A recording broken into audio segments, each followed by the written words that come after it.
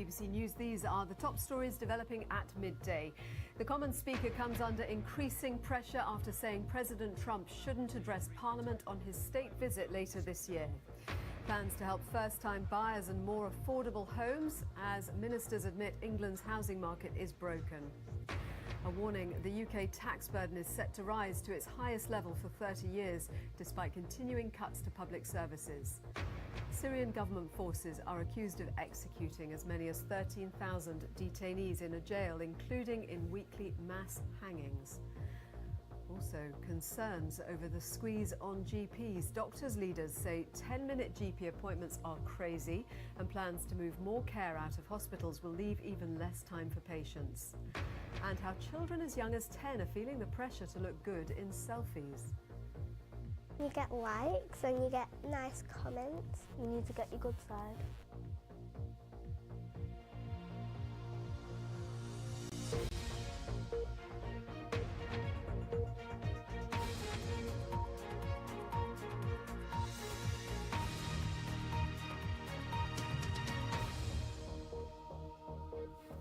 Good afternoon. It's Tuesday, the 7th of February. I'm Joanna Gosling. Welcome to BBC Newsroom Live. The Commons Speaker, John Bercow, is facing mounting criticism for suggesting he'll prevent President Trump addressing Parliament during his state visit later this year. Mr. Bercow, who's one of 3 parliamentary officials who can approve such an event, said opposition to sexism and racism and support for equality were hugely important. But critics say he should have stuck to the tradition of neutrality, with one senior Conservative describing his intervention as utterly outrageous. Here's our political correspondent, Eleanor Garnier.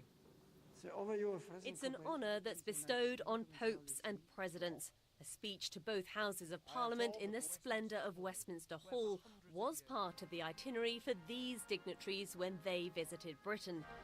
But the same invite may not be coming President Trump's way. In an astonishing intervention, the Commons Speaker said recent decisions by the President had made him uneasy about issuing an invitation. I feel very strongly that our opposition to racism and to sexism and our support for equality before the law and an independent judiciary are hugely important considerations in the House of Commons. Rare applause from SNP and Labour MPs who've been highly critical of the American president.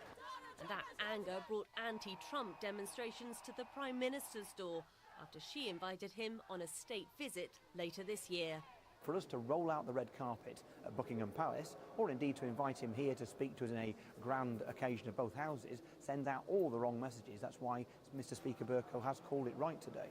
The Speaker of the Commons is a powerful figure who has a say in who addresses MPs. He's independent of party politics and is supposed to represent the whole House. It's clear that some are unhappy with his outburst. Generally, the Speaker, who's meant to referee all of this, should keep himself above that. So I think that's to be regretted. But it is a symptom of the controversy around this visit. That's very disappointing because if ever, in recent years, been a more pro-British President of the United States, it's Donald Trump.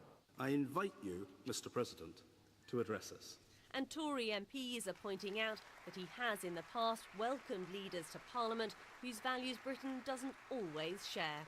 Eleanor Garnier, BBC News. Well, let's go to our assistant political editor, Norman Smith in Westminster.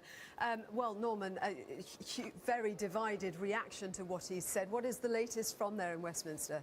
Well, there is no disguising the real anger, predominantly on the Conservative benches at Speaker Bercow's comments, a view that he has exceeded his authority, he has adopted a partisan approach, and one former cabinet minister telling me that he no longer commands the confidence of Parliament.